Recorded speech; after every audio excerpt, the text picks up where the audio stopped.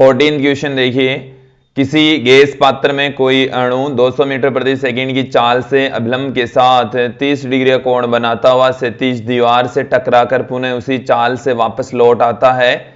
क्या यह संघट संवेग संरक्षित रहता है? यह संघट प्रत्यास्थ है या नहीं है, इसके बारे में हमें पूछा है। हमें इस क्वेश्चन के अंदर बता रखा है कि ये एक क्षैतिज दीवार है और इससे कोई गैस का जो पार्टिकल है, जैसे ये कोई गैस का पार्टिकल है, वो यहां से आकर टकराता है और ये टकराकर वापस उसी वेग से लौट जाता है। ये अभिलंब के साथ में 30 डिग्री के कोण पर आपतित होता है और टकराने के पश्चात अभिलंब के साथ में 30 डिग्री के कोण से ही चला जाता है। ये इधर आ रहा है, फिर इससे टकराकर इधर जा रहा है।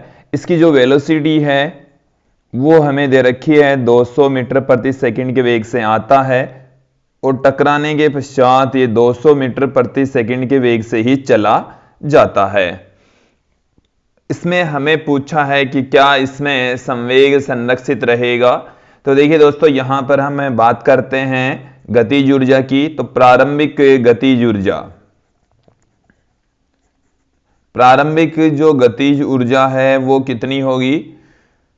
प्रारंभिक गतिज ऊर्जा, प्रारंभिक गतिज ऊर्जा को हम के आई से लिख रहे हैं, जो कि हाफ एम वी स्क्वायर होता है और जो v की वैल्यू है वो हमें 200 दे रखी है। गैस का जो पार्टिकल है उसका द्रव्यमान हमें नहीं दे रखा है, m इंटू 200 का स्क्वायर हमें दे रखा है। फिर हम बात करते हैं टक्कर के पश्चात गतिज ऊर्जा, तो जिसे हम कह रहे हैं अंतिम गतिज ऊर्जा।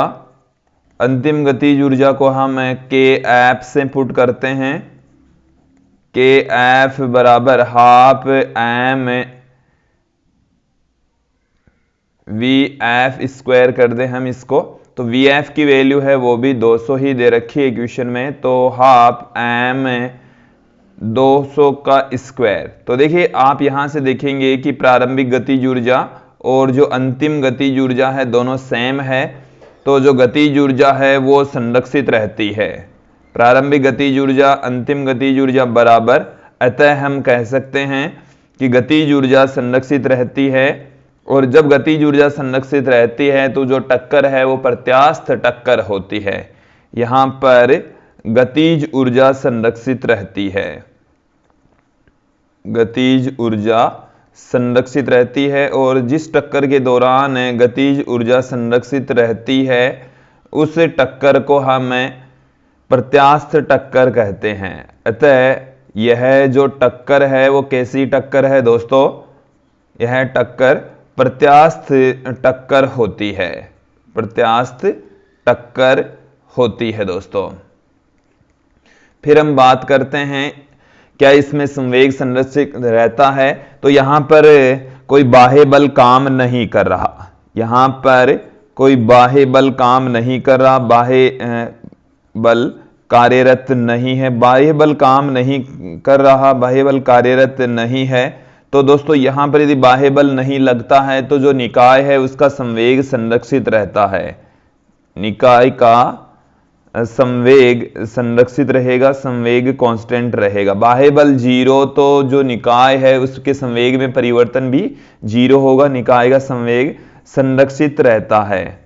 यहां पर आप देखेंगे कि ये जो गैस का पार्टिकल है ये यहां से इधर से आकर टकरा रहा है, इस दीवार से टकरा रहा है। दीवार है वो अपनी जगह से विक्षेपित नहीं होती, बट जब इसके अंदर यहां से जब टकरा रही है, ये इधर जा रहा है पार्टिकल, तो इसके अंदर जो गैस संवेग होता है उसमें कोई परिवर्तन नहीं होता है, संवेग संरक्षित रहता है। तो यदि हम दीवार और गैस के पार्टिकल है इन दोनों के संवेगों की बात करें तो दोनों का जो संवेग है वो नियत रहता है। गैस के कण का संवेग, गैस के कण प्लस जो दीवार है जिससे ये पार्टिकल टकरा रहा है, दोनों का जो संवेग है दोस्तों, संवेग है वो नियत रहता है, कांस्टेंट रहता है, क्योंकि कोई बाह्य बल नहीं लग रहा है। तो निकाय का जो संवेग है दोस्तों वो संरक्षित रहेगा, कांस्टेंट रहेगा तो इस क्वेश्चन के अंदर हम बता देंगे कि जो निकाय है उसमें संवेग संरक्षित रहता है, साथ में इसमें जो टक्कर होती है वो प्रत्यास्थ टक्कर होती है।